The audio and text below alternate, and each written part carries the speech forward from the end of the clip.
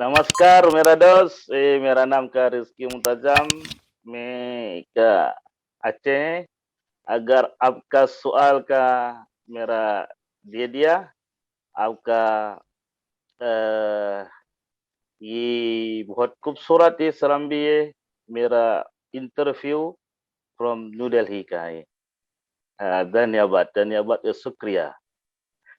Ya, nyampe ada buka hati ya, dan ada buka no. Jadi dong pegah kan? Ah, Eh, Selamat malam, terima kasih kepada Serambi yang telah menginterview saya. Mungkin Sudarlun, nama Rizky Multazam sudah tidak asing lagi bagi warga Lok Semawe maupun Win Arani di Banda Aceh. Pria kelahiran Maret 1982 ini telah menjadi staf di KBRI New Delhi sejak tahun 2010 silam.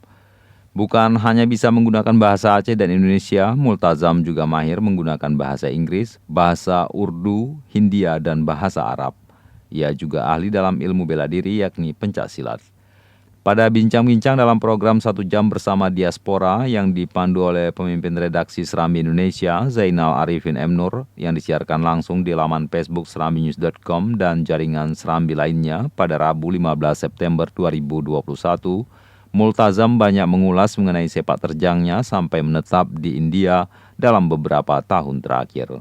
Sudarlun, berikut bincang-bincang Pemret Serambi Indonesia dengan Rizky Multazam, yakni staf KBRI di New Delhi. saya ini merantau ke India setelah tamat dari IAIN, kalau sekarang UIN. ya. Saya dulu memang sudah bercita-cita mau keluar negeri itu sudah waktu pesantren, Bang.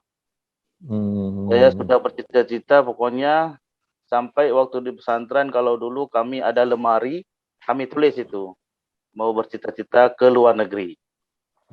Di lemari di pesantren ya. Ya, di pesantren. Sudah tulis, jadi cita-cita selanjutnya ke luar negeri. Cuman karena kita masih kecil dulu, kita waktu tamat SMA, jadi orang tua enggan memberikan izin karena lebih bagus ke Banda Aceh. Dan saya juga bersyukur, mungkin itu ada hikmahnya, saya kuliah di IAIN.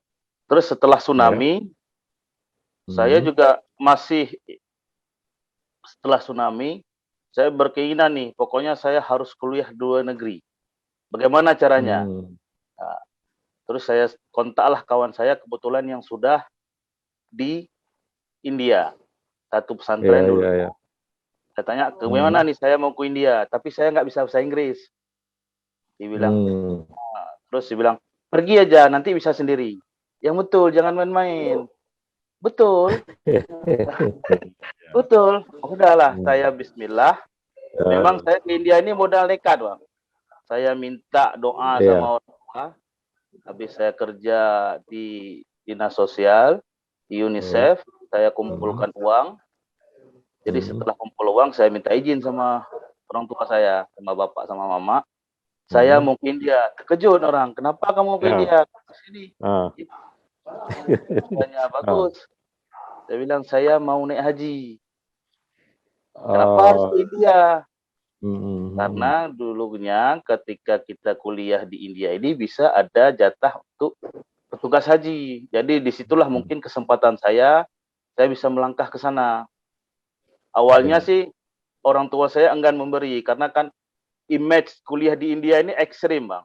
India ini kan image-nya itu negara miskin pada saat itu 2006. 2006 kan masih, kalau kita bilang mau kuliah ke India, salah satu dosen juga bilang, ngapain kamu ke India?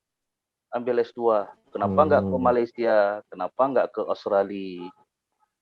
Dan lain-lain sebagainya. Setelah saya sampai ke India 2006, setelah dikasih izin oleh orang tua, saya bilang sama orang tua, uang ada sama saya semua. Uang sudah saya siapkan, saya minta doa. Saya minta doa sama orang tua saya. Saya bismillah, modal nekat. Hanya minta doa ya? Iya, minta doa. Jadi uang semuanya saya berangkat sampai ke India, saya terkejut. Tidak seperti yang di Bollywood, kita nonton di TV. Anak gelam film, Ada lagi dalam film. Karena dulu airportnya, kalau dulu Walid datang ke sini itu airportnya sudah bagus. Kalau dulu masih belum bagus, masih ada sebelahnya masih bisa lewat lembu sapi dan bajai datang ke airport, masuk ke airport. Nah, sampai disitulah sampai saya kuliah dulu pertama sekali di Agra, Dr. Ambedkar University. Kalau dulu namanya Agra University, saya masuk kuliah. Kenapa di India? Yang pertama kuliahnya murah. Nah, dan kualitasnya bagus karena berbahasa Inggris. Nah, jadi pertama sekali saya masuk itu seperti lagi Cina dengan samaan. Orang bahasa Inggris itu saya kuping masih kloh nih, nggak dengar. Sangat saya. Ketika dibilang sama dosennya, "Are you understand?" "Oh, understood," gitu. Karena tidak cepat, karena mereka ngomong cepat sekali. Memang saya alhamdulillah bermodalkan dulu di pesantren di Palu, saya diajarin bahasa Inggris dan bahasa Arab. Tapi untuk listening dan percakapan itu sangat cepat, jadi belum kuping sama telinga ini belum masuk. Dan vocab juga itu. Jadi saya memang waktu itu harus ekstra Bang, karena kita bahasa juga kurang dulunya. Saya jadi ekstra. Belajar mati-matian, mau nangis saya, mau minta pulang. Saya telepon lah sama mama saya, "Mak, dong nak wonyo." Nggak sanggup. Terus saya bilang, "Kenapa? Dulu kan kamu yang minta sendiri, orang nggak bisa. Ini orang ini belajarnya 8 jam di, kalau universitas itu Bang, perpustakaannya tuh sampai malam Bang buka. Iya. Sampai malam buka. Jadi kalau kita mau pergi perpustakaan bebas sampai malam. Jadi minat baca mereka itu sangat tinggi.